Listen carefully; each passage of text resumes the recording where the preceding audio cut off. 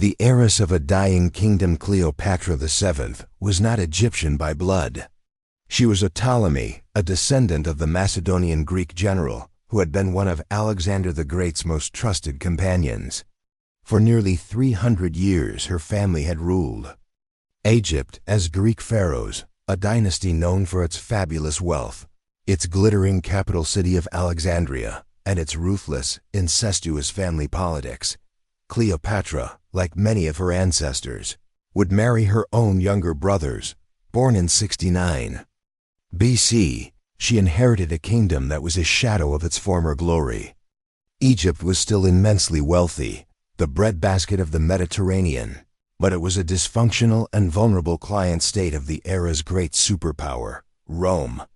Roman politicians and generals constantly interfered in Egyptian affairs, propping up weak Ptolemaic rulers in exchange for massive bribes and grain shipments.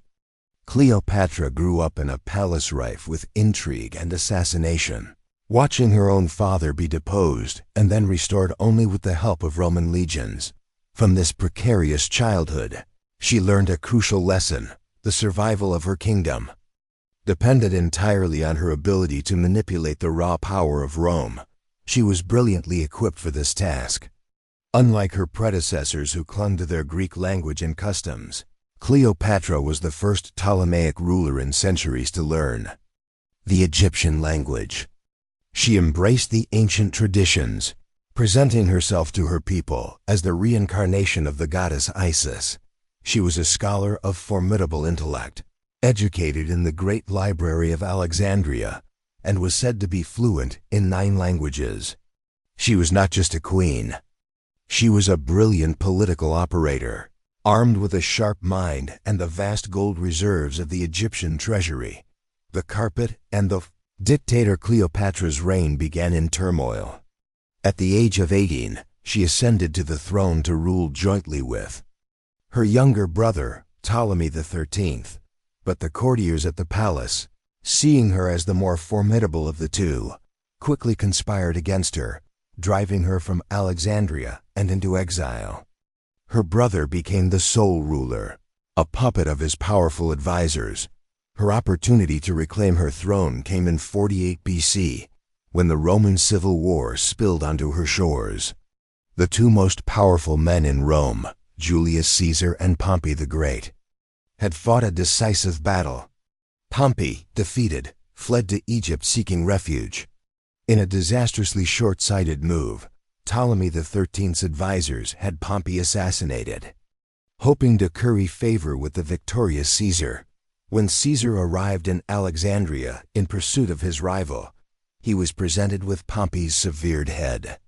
Caesar, a master statesman, was not pleased. He was horrified by the murder of a Roman consul. He occupied the royal palace, blockaded the harbor, and declared that he, as the representative of Rome, would settle the Egyptian succession crisis. Cleopatra, who was in exile outside the city, knew this was her moment. Smuggled past her brother's guards, she arranged to be rolled up inside a carpet or a linen sack, according to some sources, and delivered as a gift to Caesar's private chambers. When the carpet was unrolled, the 21-year-old queen emerged, a dramatic entrance that perfectly captured her audacity and flair. That night, she presented her case to the 52-year-old Roman dictator. Caesar was captivated not just by her charm, but by her intelligence, her courage, and her political ambition. They became lovers, and Caesar, the most powerful man in the world, became her champion. With the backing of his legions, he defeated her brother's forces in a brief, bloody war. Ptolemy XIII drowned in the Nile, and Caesar restored Cleopatra to her throne, the Queen of the Nile and the Ides of March. For a time, Cleopatra's gamble had paid off spectacularly. Her relationship with Caesar was both a passionate love affair and a powerful political alliance. She bore him a son, Caesarion, whom she proclaimed as his heir. She traveled to Rome and lived in one of Caesar's lavish villas, a dazzling foreign queen who scandalized the conservative Roman aristocracy. Her presence in Rome, along with Caesar's increasingly monarchical style, fueled the fears of the senators who believed he intended to abolish the republic and make himself a king.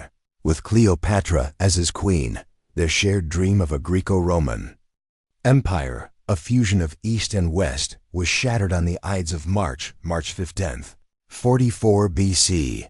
A group of senators crying "Sic semper tyrannis," thus always to tyrants, assassinated Julius Caesar in the Roman Senate, plunging the Roman world back into chaos and civil war. With her protector and lover dead, Cleopatra's position was once again perilous. She fled back to Egypt, her dreams of a shared empire in ruins. Her immediate priority was to protect her son and her kingdom amidst the new power struggle that erupted between Caesar's chosen heir, his great-nephew Octavian, and his most charismatic and powerful general, Mark Antony. For the second time in her life, Cleopatra would have to choose a Roman champion, and for the second time, she would place her bet on the man she believed to be the most powerful warrior of his age. The seduction of Antony after the assassins of Caesar were defeated. The Roman world was carved up between the victors. The cool, calculating Octavian controlled the West, while the flamboyant, hard-living soldier Mark Antony took control of the East, which included the vital client kingdom of Egypt. In 41 BC, Antony summoned the Queen of Egypt to the city of Tarsus, in modern-day Turkey, to answer for her perceived lack of support during the recent civil war. It was a test of loyalty she was expected to fail. Cleopatra, now 28, knew that a simple display of submission would be fatal. Instead, she turned the summons into a spectacular theatrical performance, designed to captivate the Roman general, who famously modeled himself on the god Dionysus. She arrived at Tarsus not as a supplicant, but as a goddess. She sailed up the River Kidnus in a magnificent golden barge with purple sails and silver oars, rowed by attendants dressed as nymphs and cupids. The queen herself was reclining on a canopied deck, dressed in the robes of the goddess Venus, the Roman equivalent of the Greek Aphrodite, surrounded by the scent of exotic perfumes. The entire city emptied to witness the spectacle, leaving Mark Antony sitting alone on the tribunal. She had upstaged him completely. That evening, she invited him to a lavish banquet on her barge. Antony, a man of simple soldierly tastes and immense appetites, was utterly enthralled not just by the opulence, but by Cleopatra's wit, intelligence, and commanding presence. Like Caesar before him, he fell completely under her spell. They became lovers, and more importantly, powerful political and military allies. Antony followed her back to Alexandria, where he spent a winter in decadent bliss, effectively abandoning his duties and his wife in Rome. The donations of Alexandria, the Alexandrian affair, was a political gift to Antony's rival Octavian. Back in Rome, Octavian, a master of propaganda, portrayed Antony as a decadent, un-Roman general who had been bewitched by an Eastern sorceress, a man who had abandoned his Roman virtue for foreign luxury. For a time, Antony returned to Rome, patching up his alliance with Octavian and even marrying Octavian's virtuous sister, Octavia, to seal the deal. But the pull of Cleopatra and of the vast wealth of Egypt which he needed to fund his armies was too strong. He eventually abandoned Octavia and returned to Alexandria, cementing his personal and political union with the Egyptian queen. In 34 BC, they staged a bizarre and provocative public ceremony known as the Donations of Alexandria. In a grand public festival, Antony and Cleopatra sat on golden thrones. Antony declared Cleopatra Queen of Kings and her son by Caesar, Caesarion, the true king of kings and Caesar's rightful heir, direct challenge to Octavian, whose entire claim to power was based on being Caesar's adopted son. Antony then proceeded to donate huge swaths of Roman and unconquered territory, including Cyprus, Libya, and even Parthia, which he had failed to conquer, to be ruled by Cleopatra and their 3 children together. To the Romans, this was an unforgivable act of treason. Antony was seen as giving away parts of the Roman Empire to his foreign mistress. Octavian had all the ammunition he needed.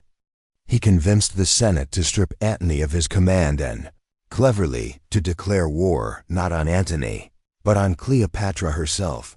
The Battle of Actium, the final confrontation of the Roman Republic, was a naval battle fought on September 2, 31 BC, off the coast of Actium in western Greece.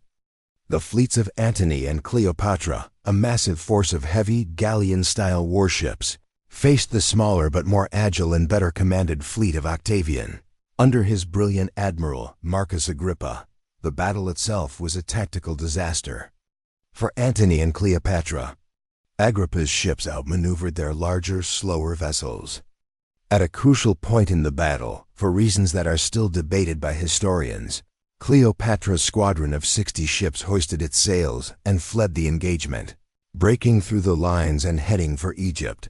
Mark Antony, seeing her leave, abandoned his entire fleet and his legions on shore and followed her in a small, fast vessel. His men, seeing their commander desert them, lost heart. The remainder of his fleet was destroyed or surrendered. His land army, one of the finest in the Roman world, defected to Octavian a week later without a fight.